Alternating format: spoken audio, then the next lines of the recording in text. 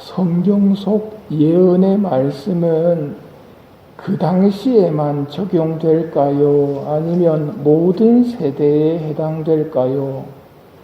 그 당시에도 적용되고 모든 세대에도 해당되는 이야기입니다. 오늘 예수님의 말씀의 시작은 70년경에 일어났던 예루살렘 멸망 이야기지만 뒷부분에는 세상 종말 이야기로 마무리됩니다. 2000년 전 예수님의 말씀을 들었던 사람들에게도 해당되지만 우리에게도 해당이 됩니다. 성경 읽을 때 성령님께 기도하고 읽으라는 이유가 이런 분별력과 깨달음을 주시는 분이 성령님이시기 때문입니다. 오늘 복음의 말씀에도 우리에게 하시는 말씀이 있습니다. 땅에서는 바다와 거센 파도 소리에 자지러진 민족들이 공포에 휩싸일 것이다. 사람들은 세상에 닥쳐오는 것들에 대한 두려운 예감으로 까무러칠 것이다. 하늘의 세력들이 흔들릴 것이기 때문이다. 그때 사람의 아들이 권능과 큰 영광을 떨치며 구름을 타고 오는 것을 사람들이 볼 것이다.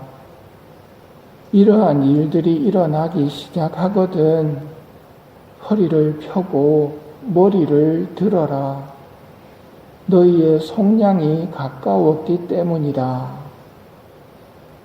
두려운 예감으로 까무러치는 사람들과 허리를 펴고 머리를 드는 사람들로 대조되는 모습을 봅니다.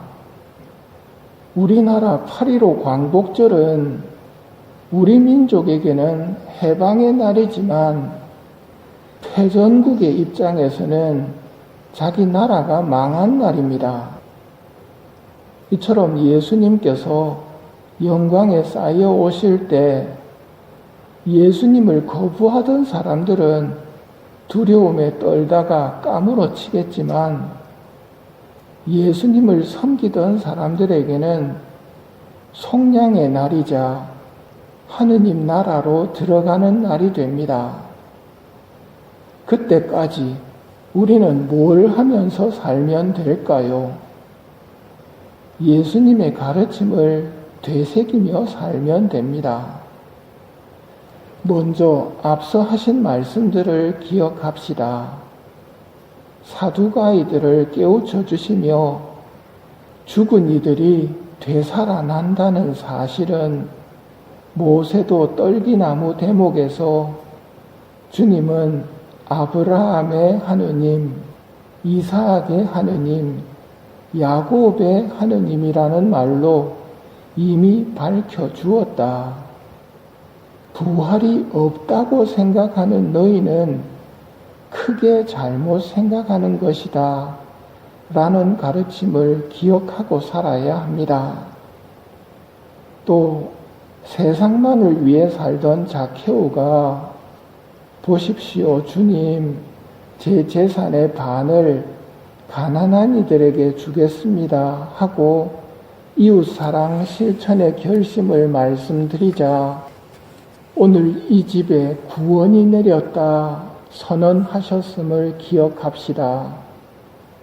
내가 올 때까지 벌이를 하여라 하시며 미나를 나눠주시고 왕권을 받으러 떠나신 주님을 기다리며 주님께서 오실 때까지 벌이를 하고 있어야 합니다. 만일 스스로 벌이를 할 자신이 없다면 성모님께 모든 것을 봉헌하고 성모님이 시키시는 대로 세계 평화와 죄인들의 회개를 위해 묵주기도를 바치는 것이 나의 미나를 성모님 은행에 넣는 것임도 새겨둡시다. 나의 집은 기도의 집이 될 것이다 라고 기록되어 있다. 그런데 너희는 이곳을 강도의 소굴로 만들어 버렸다는 말씀을 영성체 한 후 내 마음의 성전에 적용시켜 내 마음의 성전이 기도의 집이 되도록 만들어야 합니다. 만일 영성체할 여건이 안 될 때에는 신영성체를 통해 언제 어디서든 주님을 내 마음의 성전에 모시고 함께 이야기하며 살아가는 것이 속량의 날에 허리를 펴고 머리를 들 수 있는 삶입니다. 요한복음 14장의 말씀을 들어봅시다. 너희는 걱정하지 마라. 하느님을 믿고 또 나를 믿어라. 내 아버지 집에는 있을 곳이 많다. 그리고 나는 너희가 있을 곳을 마련하러 간다. 만일 거기에 있을 곳이 없다면 내가 이렇게 말하겠느냐. 가서 너희가 있을 곳을 마련하면 다시 와서 너희를 데려다가 내가 있는 곳에 같이 있게 하겠다.